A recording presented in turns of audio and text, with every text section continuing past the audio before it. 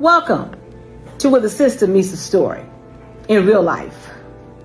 This conversation is part of our Healing Illinois work, focused on fairness, understanding, honest dialogue, and reducing stigma. And not to mention strengthening relationships across all of our communities. Today, we're here to listen, learn, and focus on practical steps that expand access to safe and stable housing. Let's get into our story. Well, good morning, everyone. Thank you all so very much for coming out this morning. This is what we call Where the System Meets the Story. It's our housing forum. And I want to introduce, my name is Pam Ford, Executive Director of New Day Employment Network. And I would like to introduce to the crowd here, Martha Soika, Senator Rachel Ventura, and Will County Board Member Sherry Williams. And I'm going to have each of them speak, basically introduce themselves so they can tell you the type of work that they actually do. So we'll start with Martha. Thank you, Pam. Good morning, everyone. So glad to see everyone. My name is Martha Soika. I'm the Community Development Division Director for the Will County Land Use Department. So I'm a staff person, not elected, but the dollars that come from the federal government for housing and for community projects or community development come through our office. So every year we do an application cycle and then we fund projects that help different community initiatives, including affordable housing development. And I'm glad to be here to answer some questions for you today. Thank you. Thank you. Martha's great, really. So I'm State Senator Rachel Ventura. I have been in the Senate now. This is my 4th year. I'm in my 2nd term. Before that, I served on the Will County Board, like Sherry. I did that for 4 years, where I chaired public health through COVID, which was quite a trial by fire. I now serve as the vice chair at the State for Public Health, and I chair Human Rights Committee. I also sit on appropriations, where we decide how our dollars go for the state. I sit on financial institutions, local government, and child welfare. Couple of things, for those who don't know too much about our General Assembly, we are similar to Congress, so you have your president, your House, and your Senate in Congress. Ours is structured the same way, it's just called the General Assembly, so you have your governor, your Senate, and your House. So the Senate and House presents legislation, the governor has to sign it. So you need 30 votes in the Senate, 60 votes in the House, and 1 governor to sign a bill. Similarly, you need the House and Senate and Congress and the president to sign it.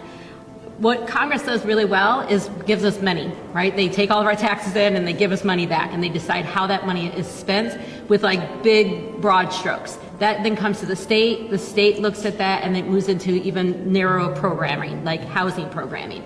And then that gets implemented really at the local level, your county, your cities, your townships. So when you talk about the nitty gritty of how a program gets implemented, it's usually at the ground level. And that's why that voting is so important. So we do handle a lot of financials at the state, but then we do have broad policies that impact the entire state.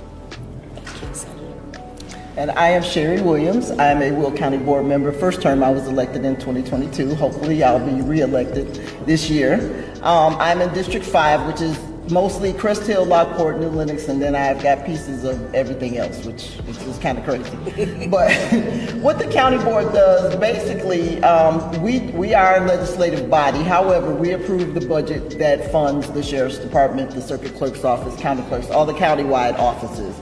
That money comes from us. And it was a big bone of contention this year. But we make sure that programs are in place. As we say, we fund those programs, and we actually do as much as we can to make sure that the residents of Will County receive the services that are so greatly needed. Wonderful. And there you go. These are the people that's making decisions at the local level. So let's start off by, I want to know, from where you sit, what is the most urgent housing challenge facing our community today? And I'll start with you, Sherry. Well, to me, it's just not enough housing. And the housing that we have is not affordable. So on the county level, there's not a whole lot we can do, but there are things that we can do, and there's some things that we can do better. And hopefully, and Martha probably will be able to explain a little bit more about what the county does in that realm. But those are the most challenging issues, and Will County is not alone. This is a nationwide problem. So I don't know, we can just chip away at it, but believe me, I am very, very cognizant of the fact that there are a lot of people that are unable to get in the homes that they want to get in. Rent is too high. We do realize all of that, but we do have a few programs to help with it, and hopefully we'll get some more, and maybe even try to get a development that the county can oversee, if you will. We can take the initiative on that as well. Yeah, I'm going to echo Sherry. I'll give a little more detail. So Will County is the fastest growing county in Illinois right now, both in jobs and population. In fact, many areas around us have begun to lose population, which creates a bigger housing problem for us because more people are moving here, they're closer to the city, there's jobs here, especially since we are growing in the business sector and so many other cities are losing their jobs. And so then that exacerbates the problem. We already didn't have enough housing supply to begin with. So now the increased demand is making the prices skyrocket. So we understand that affordability is a huge issue right now, not just in housing, across all of the things we pay for are too expensive.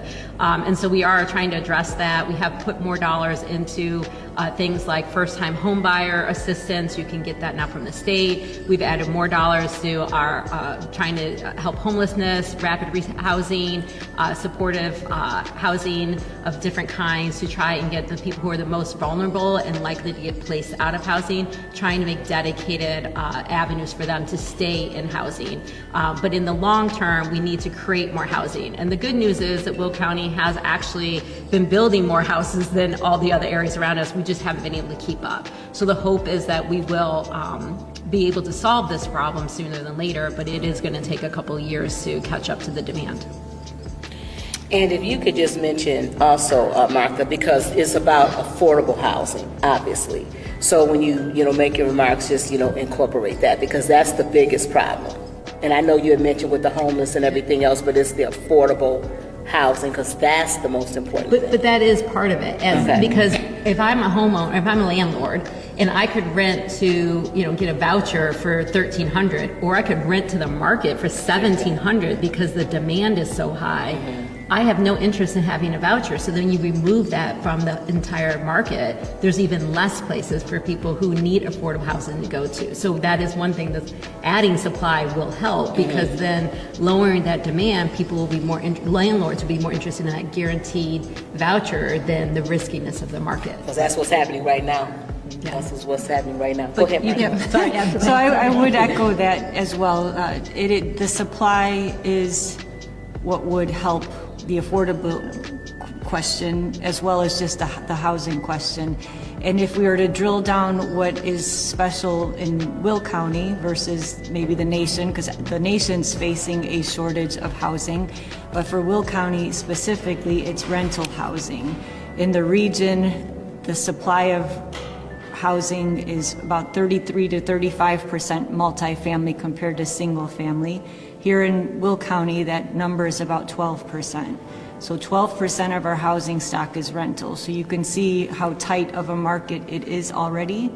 And if that's the case, then rents naturally go up and are higher than they are in the area as well. So yes, definitely increasing the supply of housing, but for Will County specifically, looking at multifamily housing.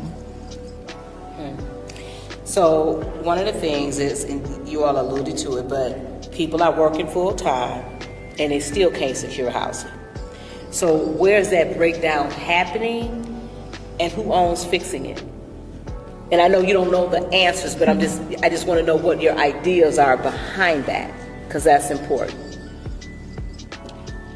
Same order, different order? Okay. So who is responsible for fixing it? All of us. Yes, all of us. good. From landlords to government to individuals.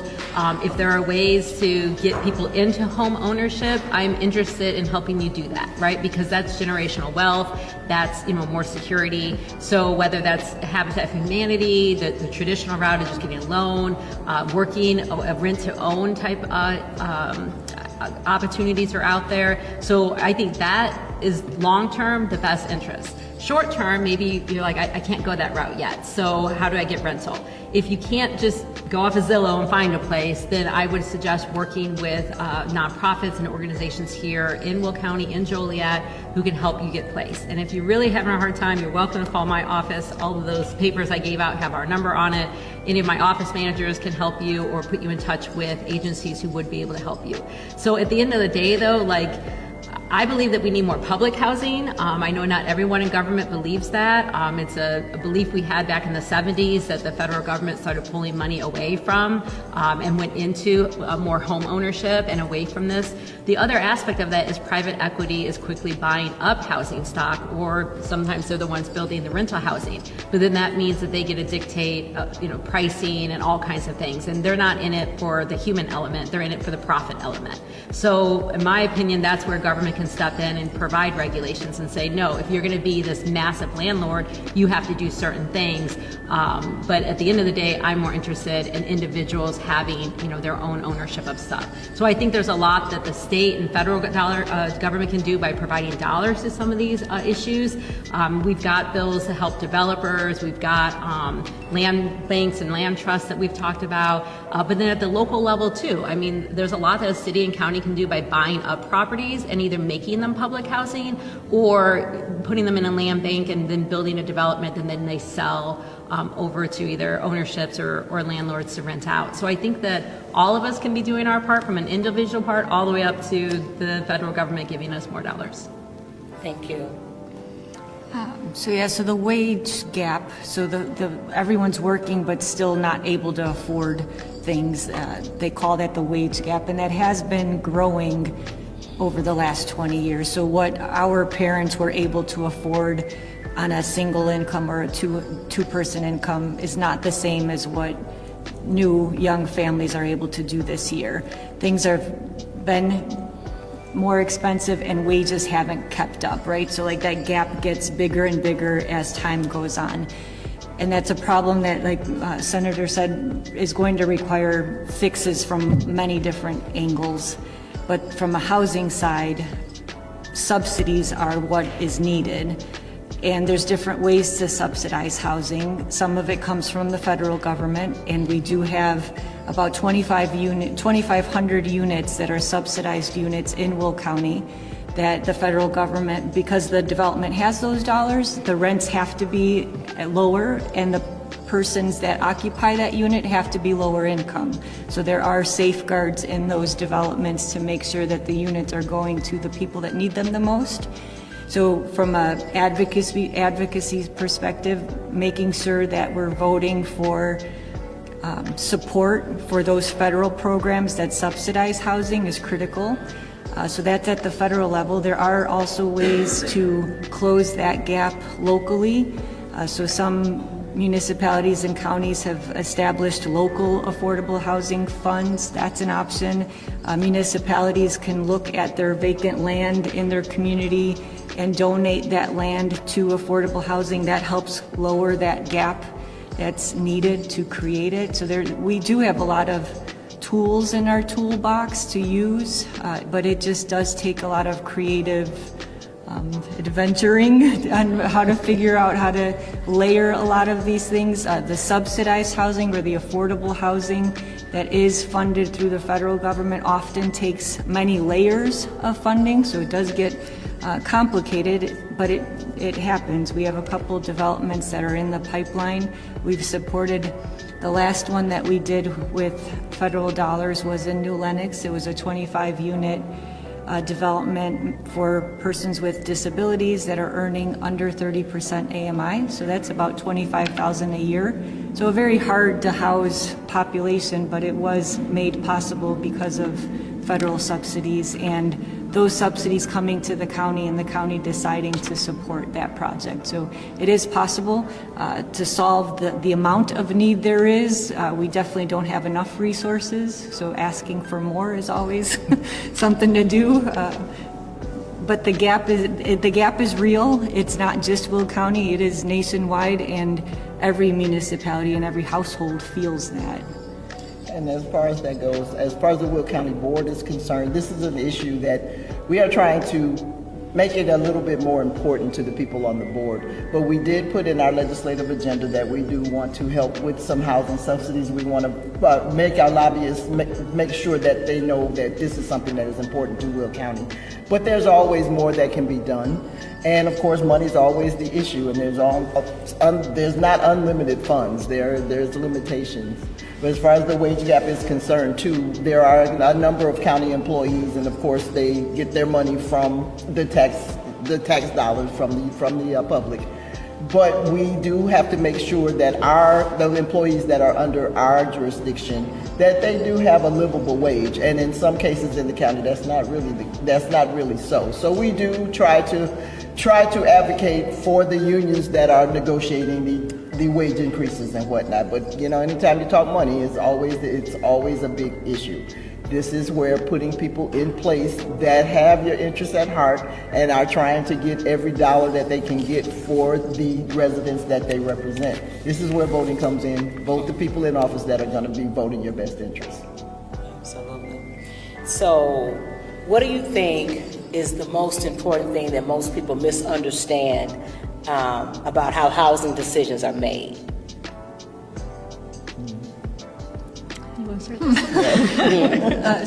Repeat the question for me. So, what is the one thing the public most misunderstand about housing decisions and how they're made? Okay, So an example would be, you said that like in your office, like there's programs.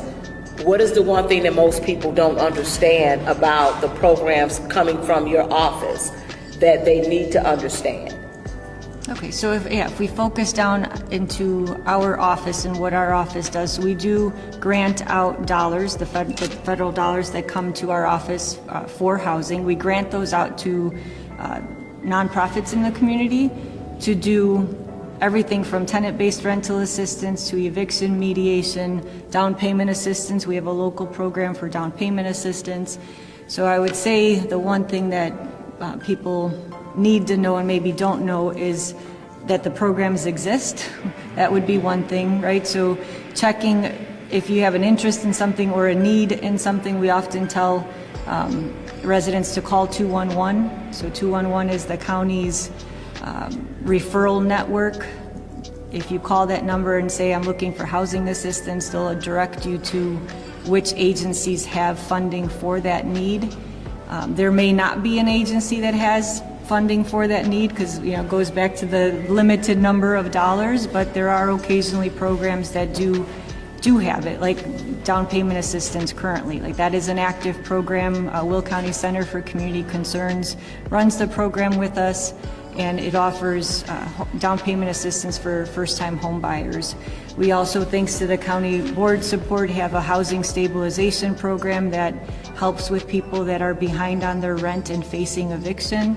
That pot of money is also limited and small, but it does exist and it is available to residents. So I think, if we had to say one thing is if you are in need, the sooner you reach out for help, the better.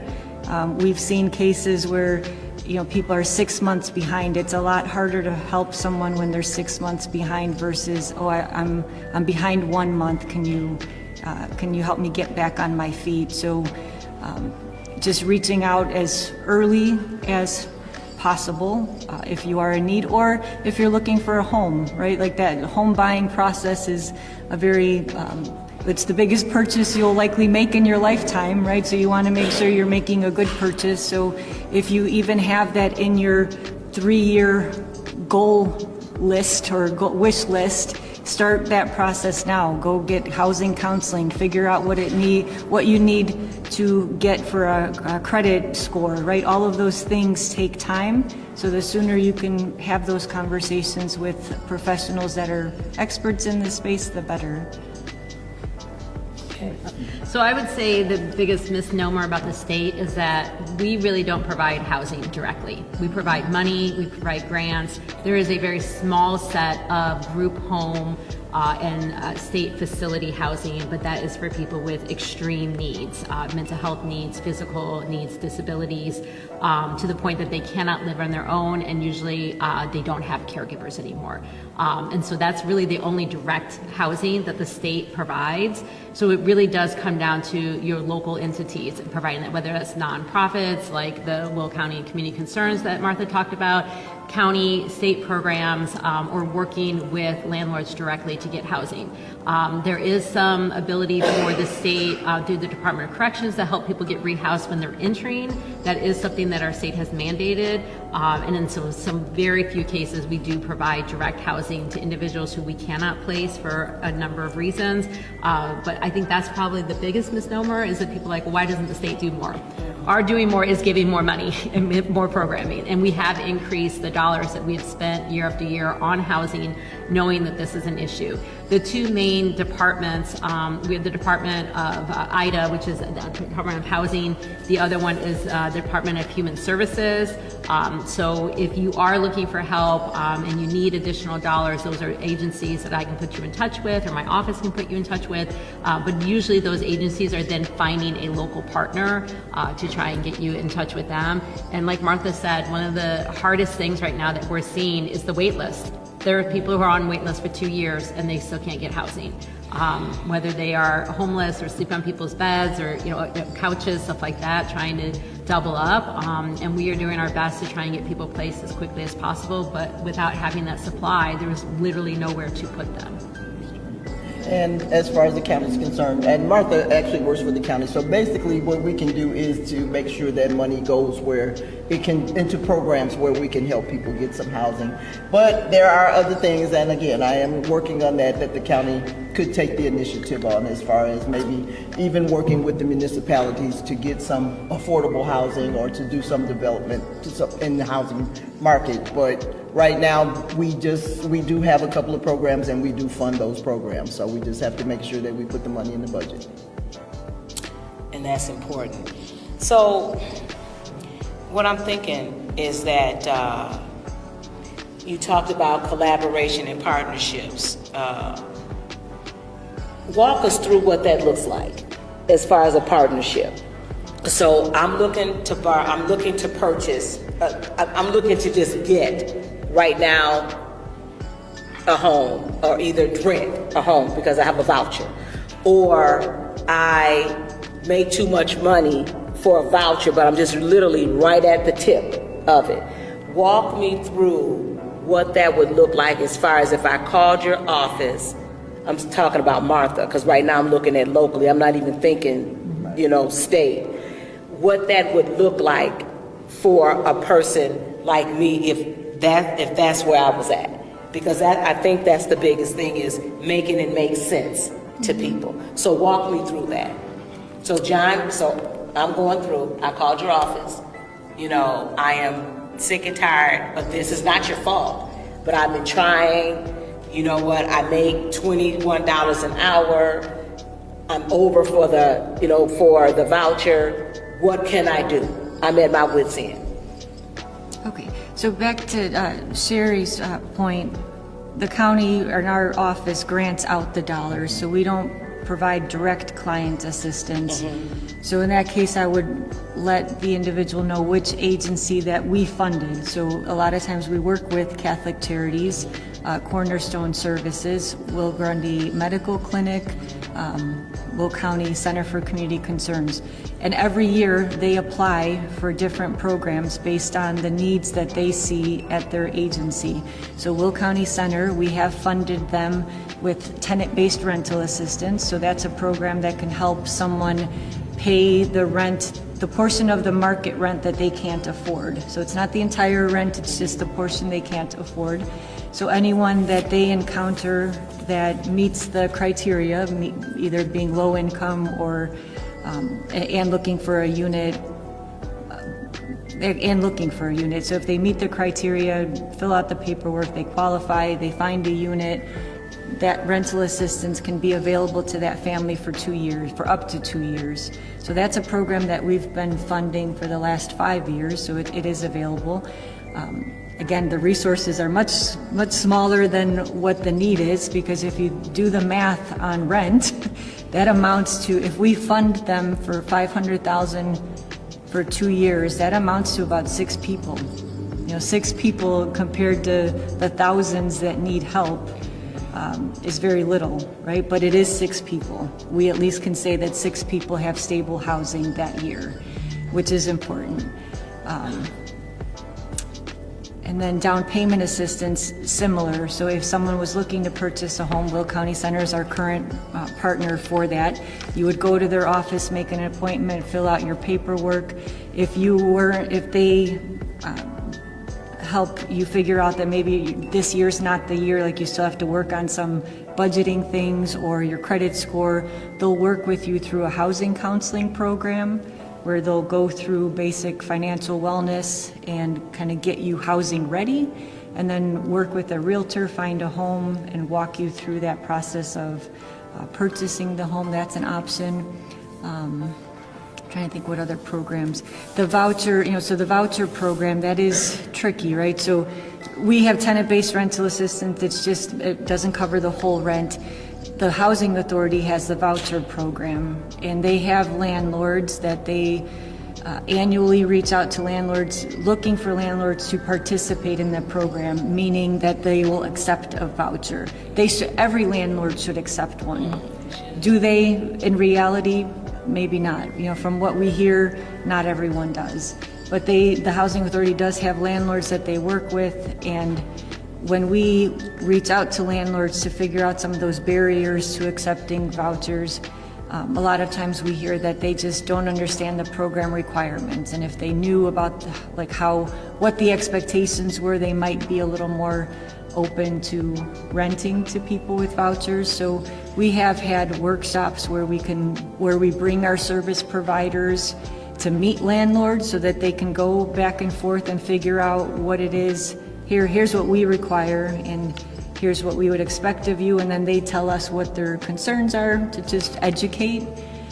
So we don't have control over the voucher program, but the Housing Authority does make efforts to build their landlord pool that accepts vouchers, and the same with our agencies that we work with. We hear that all the time. Some agencies work with certain landlords better than other landlords. It's just, they have to establish relationships, and back to your comment about partnerships, it really does come down to that, finding a good landlord, and one that's not just about making a profit, one that actually is more looking at the human aspect of housing someone.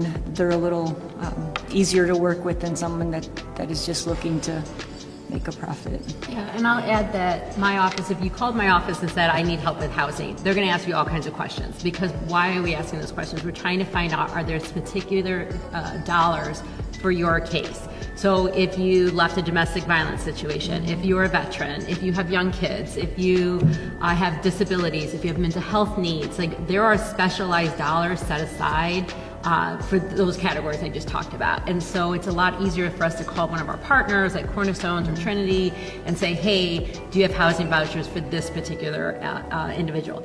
If they're maybe making more than the housing vouchers and you're just having a hard time, this is areas where working with HUD on the Housing Authority on the rent to own type things, or trying to get that down payment assistance, or working directly with our office or DHS in order to get that first-time homebuyer assistance, and then getting in touch with a realtor who might be able to help you purchase your first home. There's a lot of programs out there. I know credit is an issue, so sometimes people need to rent until their credit is improved, and so getting on a program like that HUD offers helps you through all of those steps, right? They'll walk you through improving your credit, making sure you have a job that can afford it, and kind of walk you into it. So those programs are really good. It's patience. You have to stick with it. If you feel like, well, I've got good credit, but I don't have the capital to buy a house, that is where Habitat for Humanities would come in, because then you put your sweat equity in. You have your friends and family come and volunteer time and hours in building your own house. Those are some of the most rewarding projects, because you own it, you worked on it. Every little crack you see that's not right, you're like, well, that was me, and I'm okay with it because it's mine. So there are programs out there that do exist that they're not hard to get into, but they take patience and persistence. You have to stay with it. There's going to be bumps in the road. We had a family in Fairmont that we spent 2 years with trying to make sure they get through the process. And because one loan fell out, but our agencies did help them find another loan in order to secure that house. So it took a little while. There were some bumps in the road. There were times they didn't think they were going to end up with the house, and 2 years later, we welcomed them to their house and did the ribbon cutting. So it's really exciting. There's opportunities out there. On the flip side of that, there are other programs like the township that does similar to what Martha was saying, will cover a gap. Sometimes the agencies will cover the first 3 weeks of rent, and then the township might cover the last week. If you are eligible for general assistance, the township can help with some financial needs there, and then there's also LIHEAP and other programs that can help with your utilities. So if you are having issues, whether you call my office or one of the agencies, we're going to try to get all that information to put you in touch with the right group that can help you. And I think that's what the county does mainly, is we actually, the land use department is under the county and the Will County Board and county executive. And we just make sure that people get to the places that they need to get to. But as Rachel said, persistence is basically, you have to put some effort into it as well. It's not just gonna happen overnight. And nothing works fast in government, we all know that.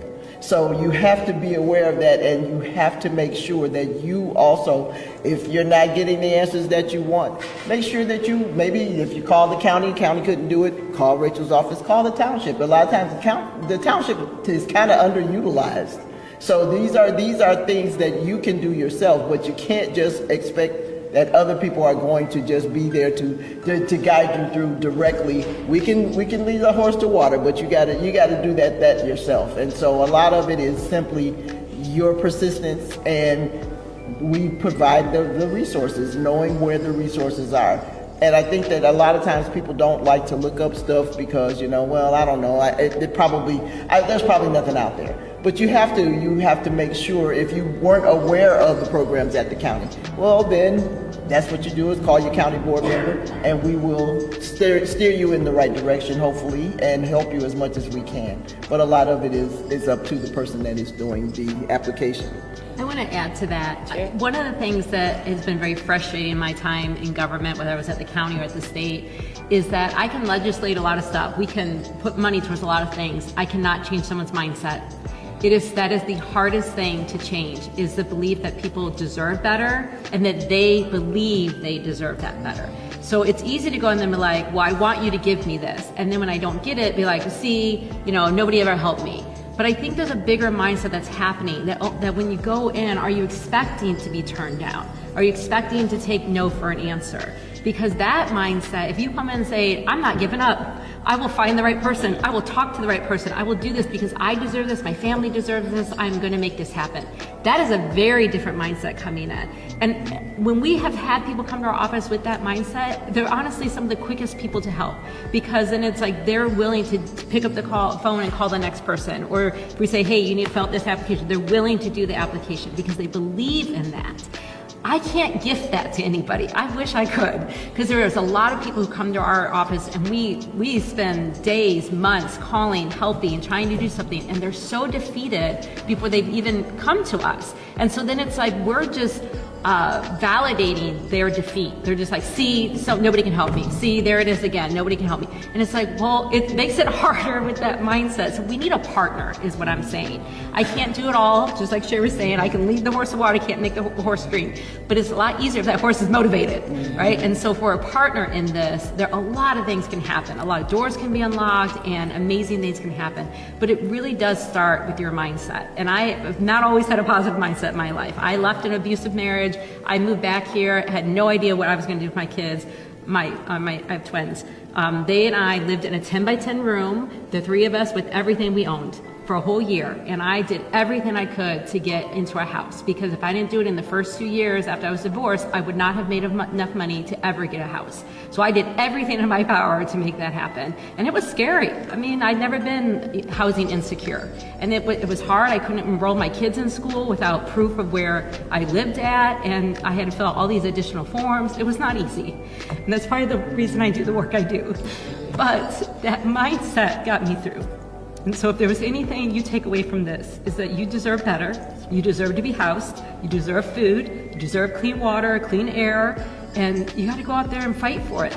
And I'll be your partner, but you gotta fight for it. And I agree with Rachel on that one because I don't hear from my constituents.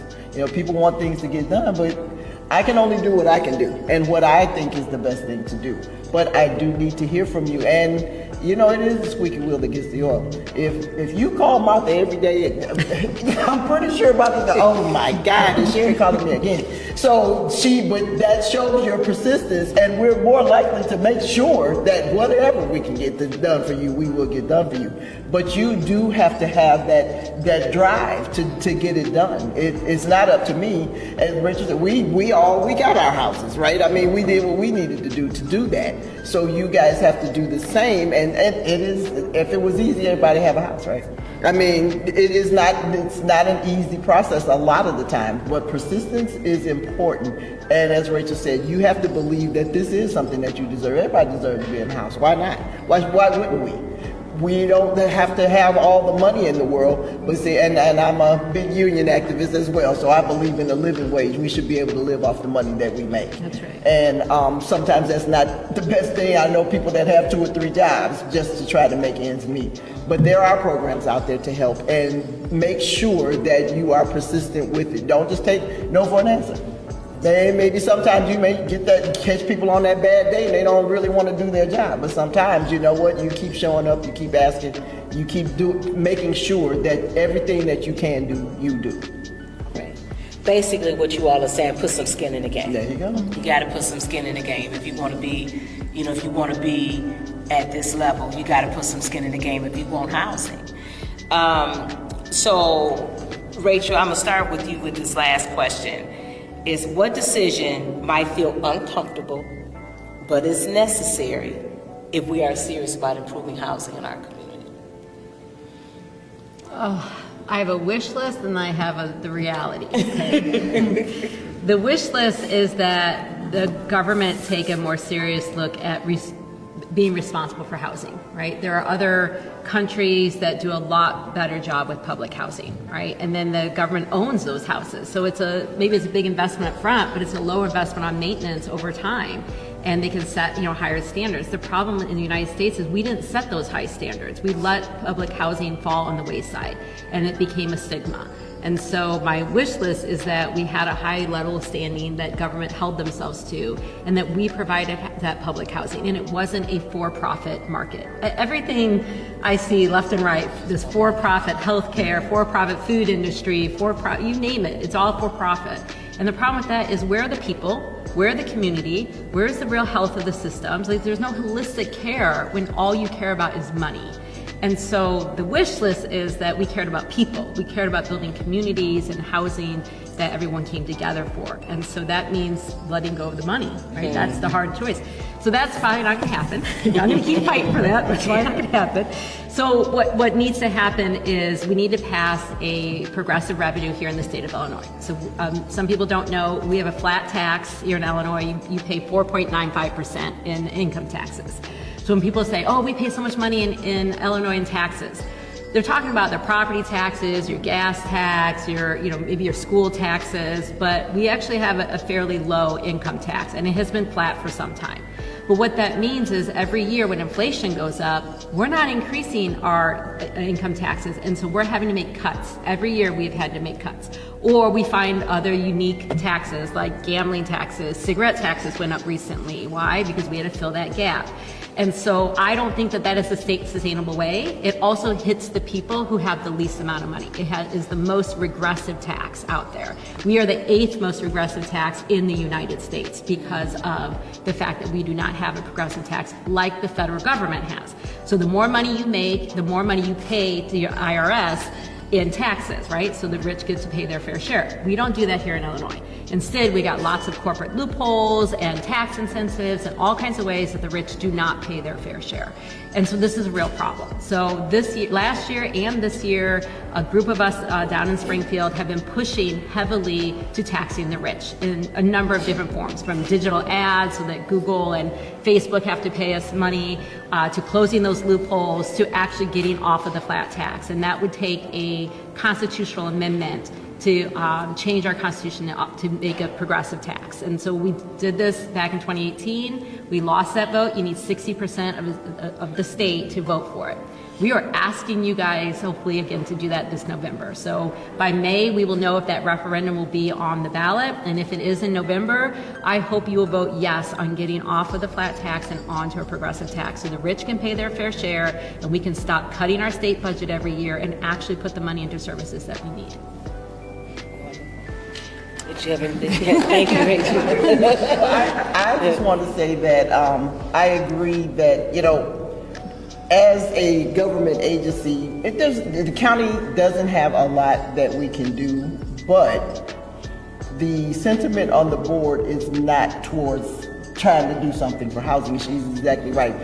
All they can think about is the profit portion of it. It's like, okay, this is going to cost us money, so this is not something that we want to do. So changing people's minds about that is really, really hard. And then on our board, when you say affordable housing, they automatically have it, there's a stigma attached to it. And so they automatically, you know, not in Frankfort, not in Mokina, not in Lockport, you know, they don't want it in their backyard, so to speak. So we do have to try to change people's mindset as far as what they're supposed to be doing for the people that they represent. And in some of these areas, you know, if you are in a higher income area, you may not notice the housing situation as much as people in my area. I have a lot of areas. The Fairmont area is in my district. Bonnie Bray is in my district. These are areas that are not really that high class, like maybe, you know, some of the other areas. And it's harder for people that don't have the money. So we have to, and as you see, full circle, we come back to that voting again, don't we? So we have to put people in office that do care. Like Rachel, like myself, and Martha's not an elected official, but she cares a lot about this situation. So this is something that you can do. We've seen all the things that's going on with ICE and everything that's happening, but we also see the people standing up. When people actually stand up, it actually does make a difference. If all you guys and a whole bunch of other people storm the county boardroom, you best believe that we will take notice. And we were like, okay, and especially what are they saying? It will make a difference. It makes a difference if we hear from people and we know that this is a big issue for people. Right now with the housing, there's a couple of us on the county board that really do. We're trying to get something off the ground as far as doing a little bit more than we can do. But as I said, it comes back to the people. You guys have to do it. The voting does matter. And I don't know if you have anything to add. Yeah, I'll just add, so 50, 60 years ago, when you talk about our housing supply, we used to have a lot more diversity in the type of homes that were available to a family or a household. We would have single room occupancy units. We had small efficiency units. We had duplexes. We had 4-unit apartment buildings. What's happened over the years is a lot of desire for single-family housing. So if you look in your community, a lot of communities, particularly in the suburbs, have subdivisions that are all single-family housing. And that's a lot of the housing that is being built, which is why we're in our situation that we are now. We've got a lot of single-family. If there's housing development, it's mostly single-family and almost zero multifamily. And you wonder why that is. A lot of that has to do with municipalities zoning their residential areas to be single-family. And when you do that, that signals to the developers and development community that the community wants single-family and nothing else. So that's what gets built, because that's what's easier to do, right? So we end up with a housing stock that doesn't match the needs of the community. And one analogy that, I can't get out of my head, like what would happen if all of our car dealerships only offered Mercedes-Benz? Like that's the only thing you can purchase is a 2-door Mercedes-Benz. what would happen? The bulk of the population would not be able to afford that, right? And for the, people that are in the construction industry that need a truck wouldn't be able to do the job that they needed to do, or the van, right? So minimizing our housing stock capability to just a single family home is probably the worst thing that we've done over the last 40 to 60 years, because it's created a situation where it's a one-size-fits-all in a very diverse environment that demands something different or wants something different. So if there's one uncomfortable thing that we can do in municipalities or in government, is to look at our zoning and allow for more housing options and more housing diversity to match what people actually need. And I'll add to that. So our birth rates are down. Younger families are having less children. Some of the Gen Z don't want to have any children. We have an aging boomer population. Oftentimes, one of the spouses have already died, so it's a single individual who's looking for housing. And then you have divorced families. So in the 50 years that we've been building single-family houses, we don't have families going into these houses. And that is a real issue. And so I think that the diversity is really on point, that we need to start building for the future, that the present we have today and the future that we see. And all of the statistics are showing that there are less individuals who want to be in a home, in a unit. We don't have the same multifamily cultures like other countries have. Sadly, I think there's a downfall to that. But regardless, our housing stock doesn't really lend itself towards multifamilies anyway in a way that makes sense under the single family unit. And it's definitely not looking for the smaller families of 1 or 2 people. Thank you to our panelists and to everyone who engaged honestly this afternoon. Housing is just not about policy. It is dignity and opportunity for all our neighbors. The real measure will be what happens after this room empties. Progress comes from decisions and follow through. And I'll leave you with this. The system will only change when the people in this room decide it must. Let's make sure this afternoon that this was more than a discussion. Let's make it about action. Thank you all so much for showing up, and have a great rest of the day.